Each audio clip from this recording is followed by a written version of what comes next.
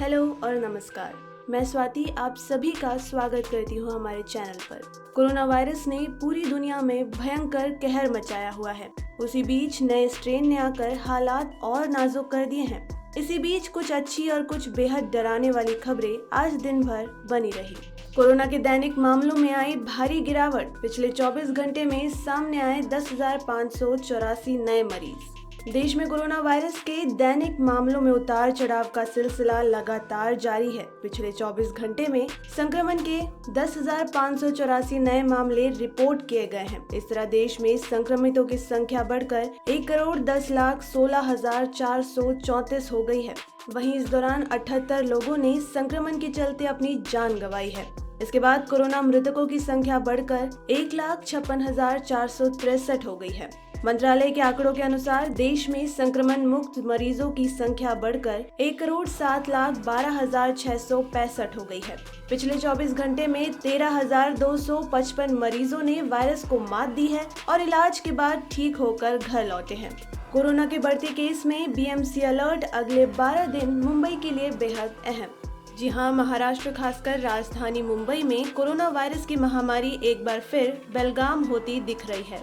तेजी से बढ़ते कोरोना संक्रमण के मामलों के बीच बीएमसी के कमिश्नर इकबाल चहल ने एक खास बातचीत में एसिम्प्टोमेटिक यानी बगैर लक्षण वाले लोगों को बिना मास्क वालों की तुलना में अधिक खतरनाक बताया है। उन्होंने कहा कि अगले 12 दिन महत्वपूर्ण है। बीएमसी कमिश्नर ने कहा कि हम सख्त होंगे। शादी पार्टियों में नियमों का उल्लंघन होने पर दूल्हा दुल्हन और उनके परिजनों के खिलाफ एफआईआर दर्ज कराई जाएगी।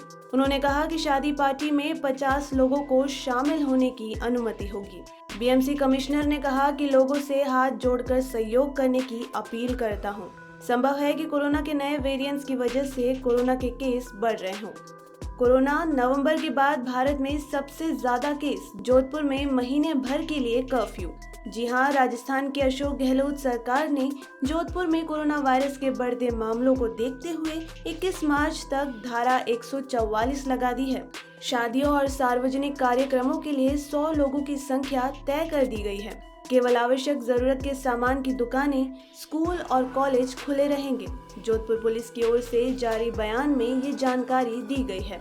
उधर मध्य प्रदेश ने पड़ोसी राज्य महाराष्ट्र में कोरोना वायरस के बढ़ते मामलों को देखते हुए पड़ोस के जिलों से आने वाले लोगों की थर्मल स्कैनिंग करने का फैसला लिया है। वैक्सीन के बाद अब कोरोना की दवा मिलने की बड़ी उम्मीद। दूसरे चरण का क्लिनिकल ट्रायल हुआ पूरा।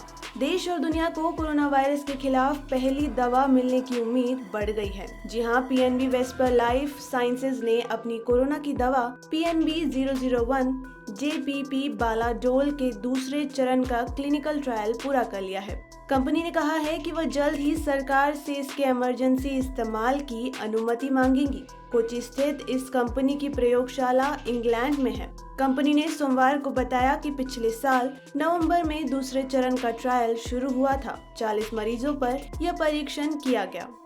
अब कोरोना का नया स्ट्रेन बन रहा खतरा। इस 7 लक्षणों से रहे सावधान।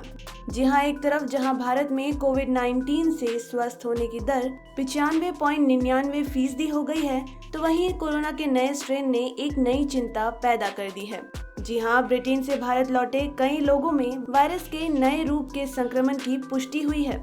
ब्रिटेन से भारत लौटे कई लोगों में वायरस के नए रूप के संक्रमण की पुष्टि हुई है। भारत में कोरोना का नया स्ट्रेन ज्यादा संक्रामक हो सकता है। नए स्ट्रेन के लक्षण भी पुराने कोरोना वायरस से कुछ अलग पाए गए हैं। ब्रिटेन की राष्ट्रीय स्वास्थ्य सेवा ने नए स्ट्रेन के 7 अहम लक्षणों के बारे में बताया है। शरीर में दर्द एवं पीड़ा, गले में खराश, आँख आना, सिर दर्द, डायरिया, त्वचा पर रैशेस पड़ना, पैर की उंगलियों का रंग बिगड़ना कोरोना के नए स्ट्रेन के मुख्य लक्षण हैं। कुछ अन्य शोधकर्ताओं ने भी इसकी पुष्टि की है। तो दोस्तों, ये थी आज की टॉप 5 खबरें। उम्मीद करती हूँ कि आपको पसंद आई होंगी और इसी तरीके से आपके लिए हर रोज, हर बार, हर रात 8 बजे कोरोना और कोरोना वैक्सीनेशन से जुड़ी 5 सबसे महत्वपूर्ण खबरें लेकर आती रहूंगी। तब तक के लिए आप चैनल के साथ बने रहें और चैनल को सब्सक्राइब कर लीजिए।